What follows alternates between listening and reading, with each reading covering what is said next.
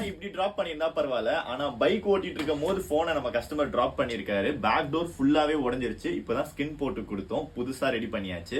But ஆனா நம்ம கிட்ட ஒரு 2 வீக்ஸ் முன்னாடி ஒரு கேமரா லென்ஸ் போட்டிருந்தாரு 300 rupees பிராண்டட்ல. ஸோ 300 rupees லென்ஸ் வந்து உங்க கேமராவை ப்ரொடெக்ட் பண்ணிருக்கா இல்லையான்னு பார்ப்போம். ஆக்சுவலி செம்மையா அடி வாங்கியிருக்கு, ஓரளவுக்கு நொறுங்கி இருக்கு. பட் கேமராவை இது ப்ரொடெக்ட் பண்ணிருக்கான்றதை இந்த லென்ஸை ரிமூவ் பண்ணி பார்த்துருவோம் வாங்க. இது ஆக்சுவலி போடும்போதே அவர் யோசிச்சாரு கேமரா கிளாரிட்டி தான் இறங்குமா ப்ரோ அப்படின்னு என்கிட்ட கேட்டாரு. பட் அதெல்லாம் இல்லை ப்ரோ, கண்டிப்பாக உங்களுக்கு ப்ரொடெக்டிவாக இருக்கும் அப்படின்னு சொல்லி நான் போட வச்சேன். ஸோ இப்போது இது ஒர்க் ஆகிருக்கா இல்லையான்னு பார்ப்போம். பாருங்கள், கண்ணெல்லாம் பயங்கரமாக உடஞ்சிருக்கு. வந்துருச்சு லென்ஸு. கேமராவுக்கு எதுவுமே ஆகலை.